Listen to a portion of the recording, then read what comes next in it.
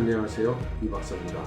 작년 미중 무역전쟁이 한참일 때 중국 정부는 바오료를 외쳐왔습니다. GDP 성장률 6%를 꼭 이루자, 이런 구호였죠. 그러나 그때부터 벌써 중국 인민들 사이에서는 중국의 GDP 성장률의 가장 큰 공신은 국가통계국이다, 이런 농담이 있을 정도로 무색해진 정책이라는 것도 사실입니다. 그리고 새로 등장한 것이 류오바오라는 정책이죠. 2020년 4월 17일 중국 공산당 정치국 회의에서 현재 중국 경제 상황에 대한 위기감을 표시하고 새로운 정책을 발표한 것이 바로 이 류오바오, 즉 6가지를 확보해야 된다는 정책입니다. 이는 작년 말까지 지속됐던 류오원 정책에서 변화가 일어났다는 것을 의미하는 것인데요. 류오원이라는 것은 6가지를 안정화한다, 이런 정책이었죠. 그동안 진행됐던 미중 무역전쟁에 대한 대책으로서 강조되어 왔습니다. 이 류오원을 다시 한번 보여드리면 다음과 같습니다.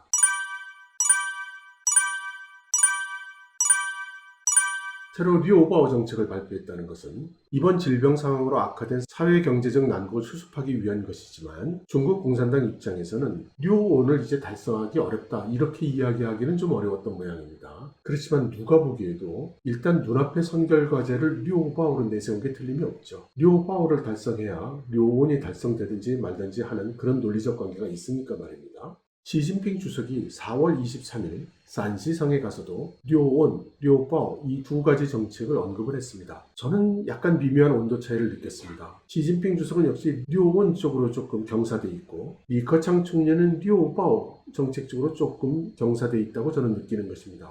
사실인지 아닌지는 모르겠습니다. 리커창 총리도 4월 25일 이번 질병이 중국 경제에 끼치는 영향이 전대미문의 영향이라고 하면서 류오바오를 통해서 류오원을 구현한다는 정책을 발표를 했습니다. 그래서 현재 중국 공산당의 정책 경쟁은 일단 류오바오다, 이 점이 분명해졌다고 하겠습니다. 그러면 류오바오가 어떤 것인가? 다음과 같습니다.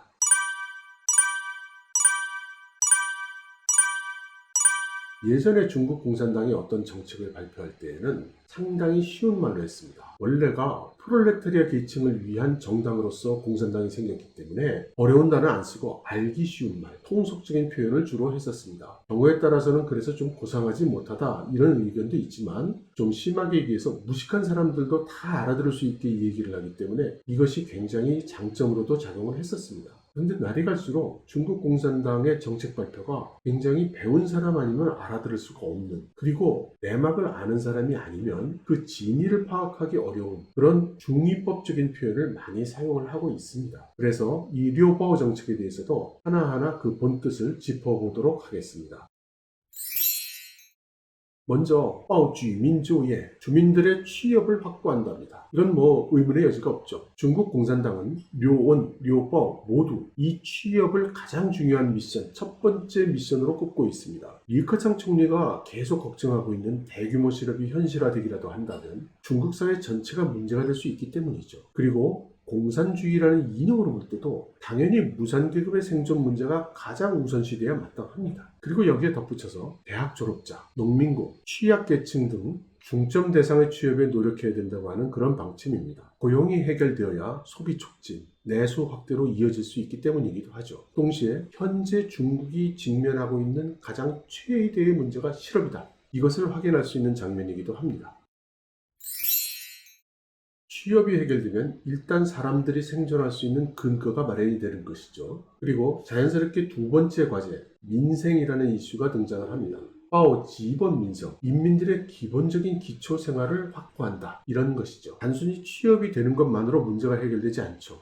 물가가 엄청나게 오르거나 생필품이 조달이 안 되거나 식량이 조달이 안 되면 안 되는 것이죠. 그리고 자꾸 빈민촌으로 전락하는 사람들이 많아지는 것도 큰일입니다. 그래서 이 2번째 바오에서는 물가를 안정시키고 특히 바구니 경제를 안정시키고 생필품 및 식량을 원활히 공급을 하고 또 가스, 전기, 에너지 등의 수급이 잘 이루어지도록 하겠다는 겁니다. 그리고 이번 질병 사태로 경제적 타격을 입은 계층, 취약계층을 직접적으로 지원해서 특히 병으로 어려움을 겪는 사람들을 지원하겠다는 겁니다. 이것 또한 뒤집어 이야기해서 현재 중국의 물가는 오르고 오르고 생필품의 공급이 원활하지 않고 장바구니 물가가 불안하고 가스, 전기, 에너지의 수급이 불안하다는 말이기도 합니다. 물론 그 뒤에 가스, 에너지, 전기 등은 국영기업이 공급자니까 어떻게든 해결할 수 있을 것입니다. 문제의 초점은 장바구니 물가와 생필품의 수급이죠. 이것이 안정화되도록 하겠다는 겁니다. 그런데 사람들이 취업을 하기 위해서는 고용을 해주는 사람이 있어야죠. 그러니 기업이 세 번째 미션으로 등장을 합니다.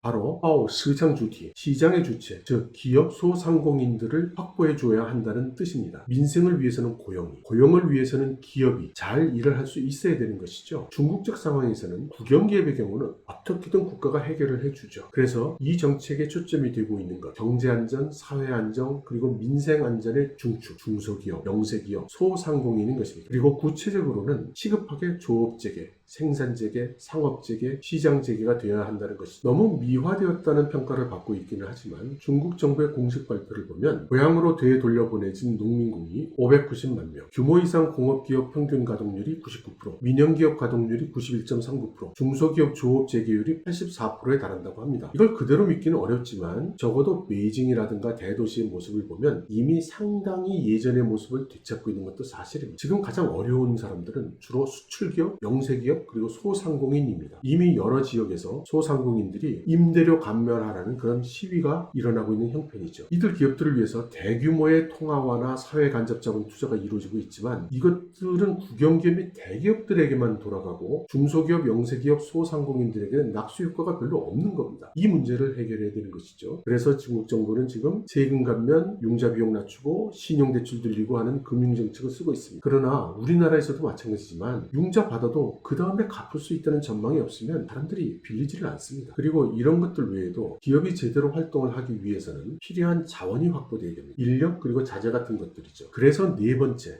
자녀된 공익된 원딩이라는 그런 미션이 나옵니다.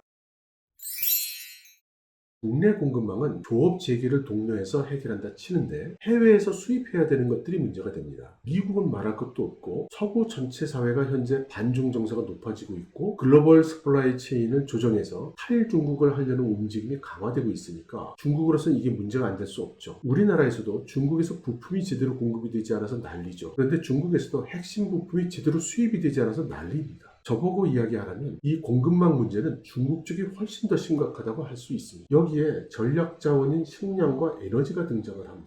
량스 능연 안全, 식량과 에너지 안보를 해야 된다는 겁니다.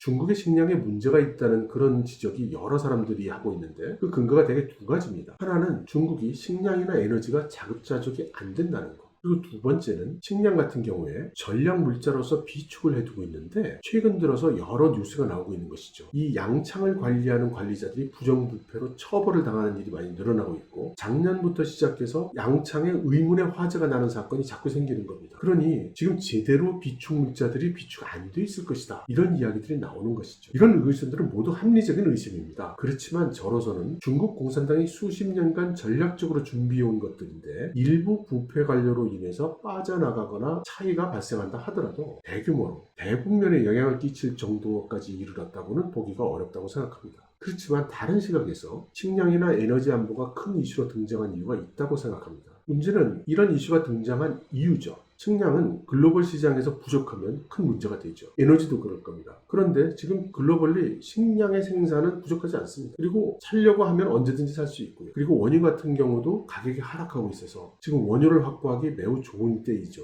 그럼에도 불구하고 이 두 가지가 큰 정책 이슈로 등장했다는 것은 저는 두 가지 가능성이 있다고 생각합니다. 하나는 외환이 부족해지고 있는 거 아니냐라는 것이고요. 또 하나는 혹시 중국에 대한 전면적인 경제 제재를 예상하고 있는 것이 아니냐. 그리고 저는 이 두 가지가 모두 가능성이 있어 보입니다. 마지막으로 이 5가지 과제 해결을 누가 하느냐? 중앙은 정책을 수립하고 자원을 확보해주죠. 실제 일하는 것은 각급 지방정부에서 일을 합니다. 문제는 지방정부의 재정이 현재 너무나 어렵다는 겁니다.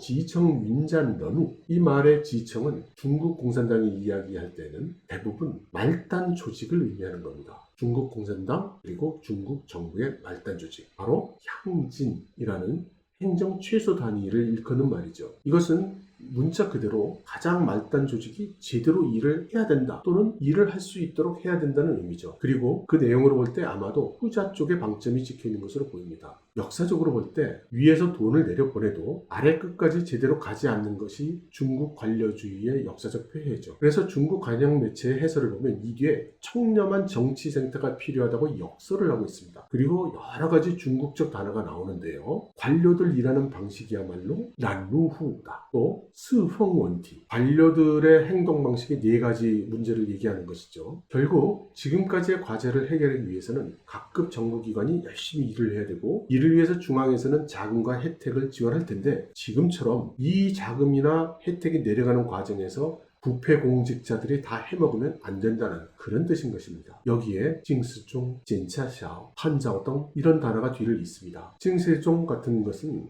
1903년에 당시 아직 청나라 시절에 전티엔화라는 사람이 당시에는 글을 쓸 때는 모두 문어체를 쓰고 그래서 일반 백성들은 들어도 무슨 말인지 잘 몰랐습니다. 그래서 아주 쉬운 말로 지금 제국주의 침략이 임박해 있다는 것을 경고하고 인민들이 각성해야 되고 서양의 제국주의 및 대청 제국에 대해서 투쟁해야 된다 이렇게 주장한 책입니다. 여기서 나온 말이죠. 젠도샤오라는 것은 향진 단위의 말단 조직에서 부패를 고발하게 한 정책입니다. 이 정책의 구체적인 내용을 보면 그런 마을 단위의 조직에 갔을 때 양회 그러니까 인민대표회의나 정협이나 이런 데 속한 인물 그리고 그 가족 친지 등은 해당되지 않고 가난한 집 중에서 도덕성이 있어서 올곧은 사람을 선정해서 이 사람이 부정부패가 있으면 고발하게 하는 그런 정책입니다. 단자오 등은 미디어에 대해서 한 말입니다. 미디어의 기능은 진실이라기보다는 탐조 등의 역할이다. 바로 스포트라이트를 딱 비춰서 사람들이 주의해야 될 곳을 확실하게 해준다는 것이죠. 다시 말해서 문제가 있는 부분을 확실히 밝혀라. 이런 말입니다. 여기에